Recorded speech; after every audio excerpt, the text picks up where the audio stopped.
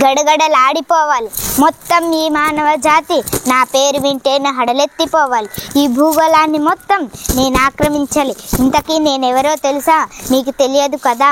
నా పేరే పాల్సిన్. నేను మీతో స్నేహం చేస్తూనే వెనుక నుంచి విషాన్ని కక్కుతూ చాప కింద నీరులా విస్తరించి ఈ భూమిని నా సంచిలో వేసుకుపోతా.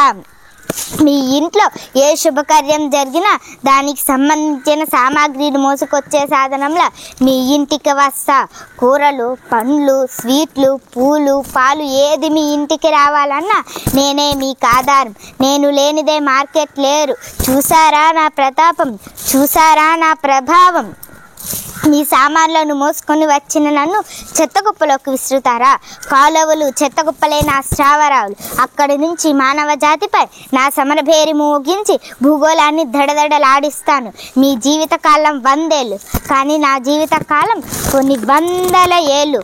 చెత్తలో ఉన్నా, కాలువలో ఉన్నా, నేలపై ఉన్నా, నీటిలో ఉన్నా, ఎక్కడున్నా నేను క్షేమం, మీకు క్షామం.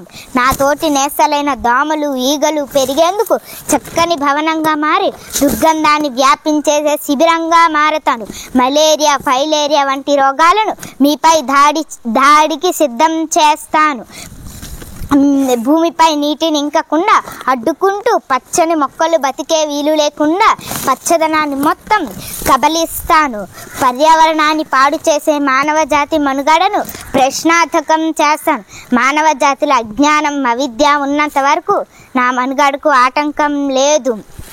ఈ మధ్య మీరు గుడ్డ సంచులు, గోనె సంచులు, కాగితపు సంచులు వంటి వస్త్రాలను నాపై ఎక్కి పెడుతున్నారు. అయినప్పటికీ ప్రజల్లో అవగాహన లేనంత వరకు నన్నెవరూ ఏమీ చేయలేరు.